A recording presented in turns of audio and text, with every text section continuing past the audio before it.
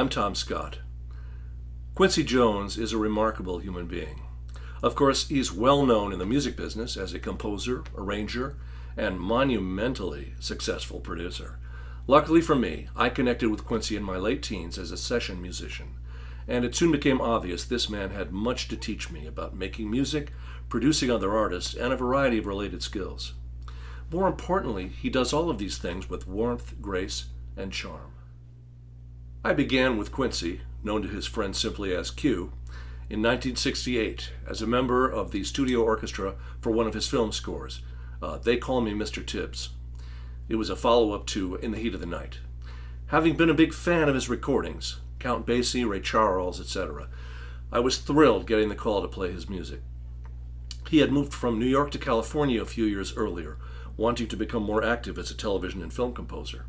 He quickly became very sought after, scoring such films as The Pawnbroker and In the Heat of the Night, and scoring TV themes such as Roots, Ironsides, and Sanford and Son, among many others. In 1970, along with legendary jazz bassist Ray Brown, he opened an office in the 9000 Sunset Building on the Sunset Strip. In another part of that same building was author Harold Robbins, who authored The Carpetbaggers and other popular novels of the day. Quincy, Ray Brown, and Robbins decided to form a record label to be called Symbolic Records. And, to my delight, I was chosen as one of the first two artists on the label. The other one was singer-songwriter Valerie Simpson. Unfortunately, the record company never got off the ground. However, we did go into the studio to record a few basic tracks before its demise, and one track in particular led me to unexpected good fortune. While discussing the material for the project, Q had suggested I do an instrumental cover version of the song Woodstock. I replied, oh, you mean that theme from the Woodstock movie as sung by Crosby, Stills and Nash? He replied, well, that's the right song, but have you ever heard the original by singer-songwriter Joni Mitchell? Here's a good example of Quincy being in touch with all kinds of music, not exclusive to jazz or R&B or film music. I'd heard of Joni only casually, and in my ignorance, grouped her among other female folk-singing contemporaries like Joan Baez and Judy Collins. But at Quincy's suggestion, I went out and bought Joni's album, Ladies of the Canyon, which had the track he had spoken about. I was intrigued by her plaintive version of the song and thought, I can do this in the style of Joni, using the soprano recorder as the solo instrument. So for the first session with Quincy, I recorded the song that way.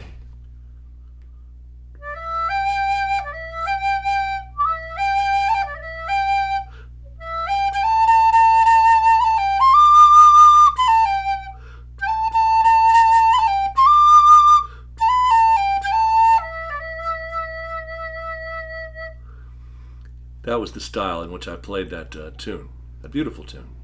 But as I said, Symbolic Records never got off the ground, so for a time the tapes of those sessions languished as just very expensive demos. But a few months later, I was offered a recording contract with Herb Alpert at A&M. On my first A&M album, which was called Great Scott, not my idea, I re-recorded Woodstock in much the same way as before.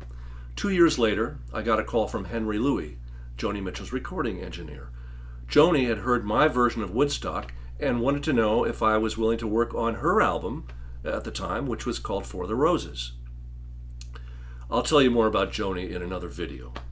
But the point of this is that Quincy Jones' song suggestions led to my entire relationship with Joni Mitchell, which included 3 albums, a 9-month tour, and my first Grammy Award. Jump to 1996. Quincy Jones had been chosen by the Motion Picture Academy to produce the 68th Academy Awards telecast. I got a phone call from associate producer Michael Seligman telling me that Quincy had requested that I serve as musical director for the Oscar show. I had already been MD of the Emmy Awards a number of times, so I had quite a bit of experience in doing a live telecast, but this was different. The Oscars are viewed by almost 1 billion people around the world. I got written up in a feature article in TV Guide. In the article, they asked me what the experience was like. I replied, the actual job is very similar to the Emmys, but with a lot more hoopla. And I must admit, standing in that pit at the Dorothy Chandler Pavilion with a baton and 55 musicians under my control was a pretty heady experience. The show came off beautifully, and the orchestra did an incredible job. A near perfect performance, I'm proud to say. In the days leading up to the Oscar broadcast, there were some very funny moments. One in particular requires a little background. You need to know the song Lush Life, composed by Billy Strayhorn, is considered by many, including Quincy, to be one of the most elegantly structured songs ever written. Once the nominees for Best Song were announced, my first task was to give the performing artists or their managers some bad news. Each nominated song, due to the time limitations of the show, had to be cut to no longer than 2.5 minutes. Once I got copies of the 5 nominated songs, I transferred them to my computer and tried to make some sensible edits. The songs usually conform to the classic pop song structure, A-A-B-A, fade. The solution, which usually worked well, was to delete the second A section and shorten the fade. I would then send these edited versions to the artists or managers for their approval. 4 out of 5 approved, but there was one holdout, Bryan Adams. He had written and sung a song called Have You Ever Loved a Woman from the picture Don Juan DeMarco. It had a Spanish vibe, but conformed to the standard song structure. I made the usual edits and sent it out, seeing no reason why it wouldn't be approved. But it wasn't. So I drove to the Academy building, where they gave me an unused office across from Quincy, to call Bryan Adams' manager to find out what his objections were. When I got the manager on the phone, he said he couldn't possibly have Bryan sing the song that way. I asked what the problem was. He said, there's a lyric in the second verse where if it's not in the song, it'll be a huge disappointment to thousands of women all over the world. Wow, I thought. So what do you think we should do to shorten the song then? Take out the bridge, he replied. Of course, that would make the song form A-A-A fade. No bridge? I thought for a second and then said to him, can you hold on for just a minute? I punched the hold button and bolted out of the door into Quincy's office. Quincy, Bryan Adams' manager wants to shorten his song by taking out the bridge. The song form will be A-A-A fade. Quincy calmly looked up and said, well, Tom, it's not Lush Life, is it? I thanked him for his wise counsel and ran back to the phone. Yeah, that'll be fine, no problem at all. When the time came for the final rehearsal of the song at the Dorothy Chandler Pavilion, I learned a valuable lesson. I gave the downbeat for Have You Ever Loved a Woman, thinking how weird it would be without this bridge. The curtain opened, and the stage had been magically transformed into a split-level Spanish hacienda with dozens of people dressed in Spanish costume. There were women with castanets, men with tambourines, and flamenco dancers everywhere.